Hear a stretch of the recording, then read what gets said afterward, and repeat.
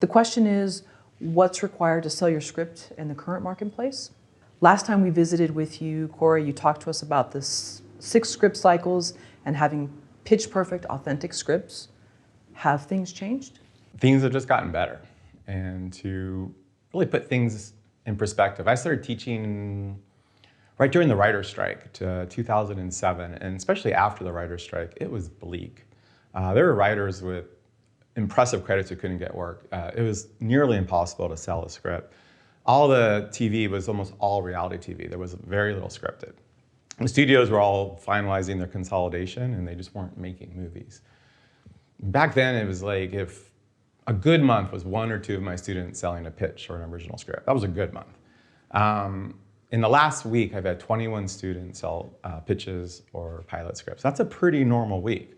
So to put this in perspective, around 2002, HBO, their entire budget, all in for original content, was about $500 million, which is a lot of money. This year, Netflix will be spending about $15 to $16 billion. Amazon's about $6 billion. So those, just Netflix and Amazon are spending $22 billion, and everyone else is trying to catch up to them. There's never been so much content sold. There's never been such an insatiable demand for original material. Now that said, while it's far easier to sell a script than it used to, it's still not easy. It's never easy to sell an original script, especially for an unknown writer who doesn't have a track record. It's easier, but it's not necessarily easy. But there are things that people can do to give themselves a much better chance. So one of them is to definitely understand how to properly set up and launch an engine in the pilot. So a pilot script does not have a proper engine. It's a pilot, it's not a TV show. An engine is what is going to propel the drama or the comedy. It's what's going to organically propel the content for many, many episodes, ideally many, many seasons. And whenever I bring in executives and producers to my UCLA classes, they'll say, like, one of the biggest ways you can tell an amateur is they don't have a proper engine built into the pilot. So that's one thing that's absolutely critical, and probably only 20% of writers are doing that. So 80% of writers, they might have the most amazing characters and world and story, but without that engine, it's not a TV show, it's just a one-off script. I'm going to put out a bunch of content on Engine, so if anyone's interested, they can email my assistant, Lisa at CoreyMandell.net, and she can get you that information. So let's say you have an engine. Then obviously you need amazing characters and an amazing story. There are a lot of writers who are really strong on one side of that, but weaker on the other. So they're writers who can create really compelling characters that we love and we want to spend time with, but their stories somehow they're not where they need to be. And there's other writers who can come up with really strong stories with great twists and great escalations, but their characters either all have the same voice or just somehow they're just not authentically compelling enough to really pull us in and want to spend time with them, which is critical for a TV show. The absolute essential way to overcome that is a training process of creative integration. And I talked about that a couple years ago at Film Courage. So you can go back and check out that video. It's called Creative Integration. And if you haven't seen it, I'd actually highly suggest you give that a look. So let's say you have a really strong engine. Let's say you have great characters. You have great story. The next thing you want to be making sure is that you're nailing the genre. And a lot of writers will fall a little short here. So if it's a comedy, we need to be laughing out loud multiple times. I know many agents that say, if I don't laugh out loud at least 6 times when I read your script, I'm not signing you if you're a comedy writer. I worked with a couple writers recently who wrote horror pilot scripts. And so what I challenged them is to write the script in such a way that if someone's reading the script alone, especially at night, they're going to stop and they're going to go to their boyfriends or their girlfriends or a coffee shop because they don't want to read the script all alone because it's scaring the bejesus out of them. And they really embrace that, and that's absolutely what they went for. And both those scripts ended up selling. If you're writing a police procedural, a homicide detective trying to solve a murder, when we read your script, we should feel like you were a homicide detective in so much as like really feeling like this is someone who really knows, they've been there, this feels real. That doesn't mean that you have to have been a homicide detective, but it means you need to have done your research and know how to develop characters in such a way that when we read your script, it at least feels like you were a homicide detective. So there are a lot of writers who are funny or dramatic or horrific, and they're really good at the genre, but they're not amazing. So you really want to make sure you can go that extra mile. So having a really strong engine is absolutely required in the marketplace, compelling characters and story, and nailing the genre.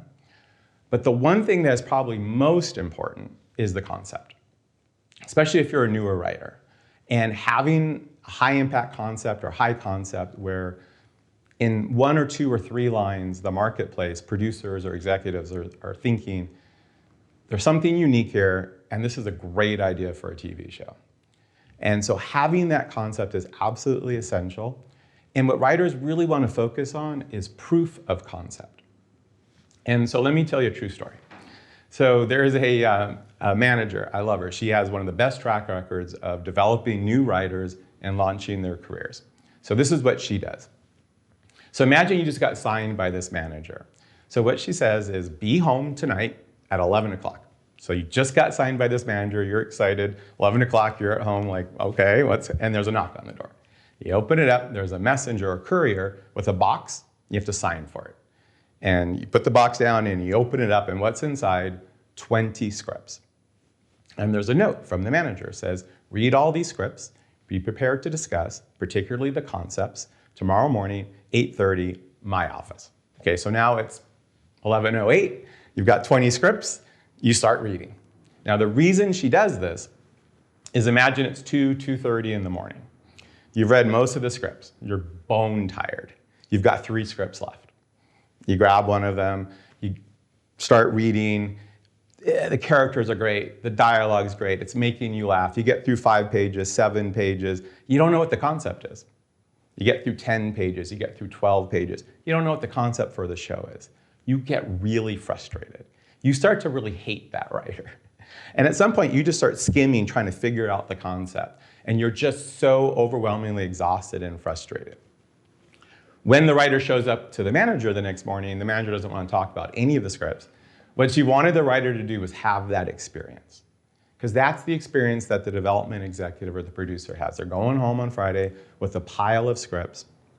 And especially if you're an unknown writer who hasn't proven yourself, if they start reading your script, if they don't know what the concept is, because you have to understand that a pilot script is a selling document. It's different from what you're actually going to see if they buy it and make the show. The script you write, its job is to sell. And the concept is what differentiates this project. Think about how much TV there is. It's so overwhelming. We can't watch all of the TV. So the concept really, it's like the brand. It differentiates what this project is. So they want to hit that hard and they want to hit that fast. And I know a lot of managers or agents that will tell especially their newer clients, by page 10, you have to nail the concept, where someone who reads the script knows what the show, what the concept for the show is. It has to be there by page 10. I know a lot of managers will say that. I don't think it actually has to be there by page 10, but I think it wants to be there really as fast as possible. And a lot of writers will write the pilot where it's not to the very end of the pilot, or sometimes even the second episode, until you actually know what the concept is. So proof of concept is get that concept across to the reader as fast as possible and make it as compelling as possible. A lot of writers, and I don't think they realize they do this, is they can pull their punches a little bit. They can get a little nervous. So there was a movie a while ago now called Bad Santa. Very dark, inappropriate, about the worst Santa ever who doesn't look like a mall Santa. He's drunk, he's hitting on the moms, and that's the tame stuff. I mean, it is crude and so inappropriate. And if you love Christmas and you cherish Christmas, you're gonna hate this concept. But if you're in a dark mood and you're like a movie that just goes all in on making fun of Christmas in the worst possible way, there's going to be people who are going to be like, now that's a great idea. And that writer did not pull his punches. What a lot of writers would do is say, well, there are going to be people that might be offended. Let me not quite go so far into this so that maybe they'll like it. But you're not trying to get the people who aren't fans to like it a little bit more. Your big concern should be, there are people out there that are going to say the idea of a guy who sells crystal meth and sells it, who blackmails his former student that he flunked out to cook meth with him. This very dark train wreck of a TV show. Someone out there says, that is just so amazingly interesting. That's your audience. And your concern shouldn't be that you might offend some people. Your concern is that your constituency would have bought it if you'd gone all in, if you just absolutely commit. You know, when The Marvelous Mrs. Maisel was being developed, everyone in the industry was saying, we need dark, we need edgy. No one wanted light. The Marvelous Mrs. Maisel is so sweet, and it is just so beautiful, and it is so not edgy. And that writer just went for it. I mean, she relished in it. And I know people that say, oh, I don't watch that show, it's too sweet for me. And I know a lot of people, myself included, who love that show. You know, given the world, everything that's going on in the world, for me, watching that show is like that delicious piece of dessert at the end of the day. So whatever your concept is, proof of concept is establish it early and prove to us, prove to the industry, prove to the marketplace that this is a great concept. So if you're doing catastrophe and you're saying, look, it's two people who meet and get married and they don't live happily ever after. It is the hell of marriage if you marry the wrong person, where every mundane thing in life is just insufferable. Then, and you're saying what's going to make this compelling is that people are going to love these two characters and this dark comedy, then you got to nail that dark comedy real early on to prove to us that this is a TV show. I mean, imagine the people who were developing Seinfeld. It's a show about nothing. It's these very immature, narcissistic characters that make mountains out of molehills, but nothing happens. No one learns a lesson, nothing changes. It's what life is really like. It's a sitcom based on reality. I could see a lot of writers going, oh, a show about nothing. I better make it, at least in the pilot, about a little something, because they would be nervous. So go all in on your concept and establish it as early as possible. That's proof of concept. I know a lot of managers who they'll bring in their writers and they'll say, where does the concept launch? Where in this script is it clear what the concept for this show is? And the writer says, page 12. They'll take the first 12 pages, rip it out of the script, and all they'll do is read those 12 pages. And at the end, they're like, how much do I understand and how excited I am about this concept? And they'll share it around the office to other people. Because if people are not all in on this concept, they're not going to keep reading. So it doesn't really matter the rest of the script. Now, that said, let's say you have a great concept and you nailed it early, and when people get there, they're like, or at least your constituency, the people who would love that concept are like, now that's a great concept for a show. You're going to need to have an engine. The characters in the story need to unfold. I'm not saying all that stuff isn't important. I'm just saying really focus on your concept. Really go all in. Do not pull your punches. And especially as a new writer, nail it early, earlier than you want to, so that the marketplace can quickly know, here's the concept for the show. And if it's not a concept they're interested in, they won't keep reading. They won't waste their time because it's not for them. If it is a concept they're interested in, they're going to be, wow. Then they'll read the rest of the script to see if you have all those other pieces. And just the last thing I'll say is, you know, there are writers who are idea machines. They just come up with so many really great concepts. There are other writers that really struggle to come up with high concepts.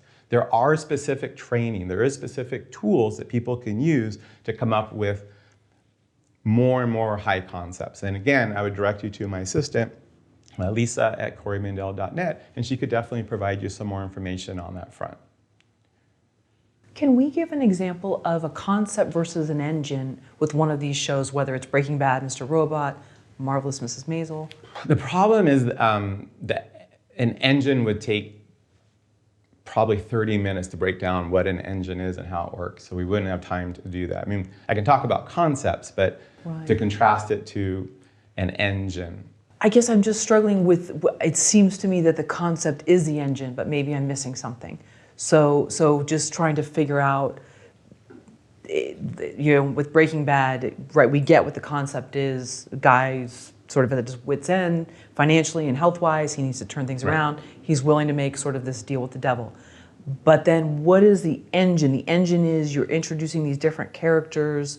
Yeah, so unfortunately, that's why I was sending people to the site, because it's a little bit more complex what an engine is. It's hard to do that quickly. I mean, the metaphor would be, so in Breaking Bad, the concept is, so we know what this show is, and we know where it's going to go.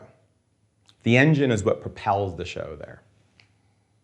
And that is, there's a sister, there's a family, there's Jesse. No? Okay. No, it's trickier than that. It's a little trickier than that. Okay, yeah, just trying to pinpoint, how do I know that I could have a great concept, but how do I know this metaphorical engine is working and it's not like a crap engine and it's going to just sputter out? Right. And so that's why I'm just trying to figure out what. Yeah, and I'm happy to send you some video content, and if you're really, I'm happy to do that to you personally. But in terms of now, it would be beyond the scope. Okay. Yeah. Okay. But the concept and engine are two different things. Yes. Two different things. Okay. Yes. Okay. Thank you. Mm-hmm.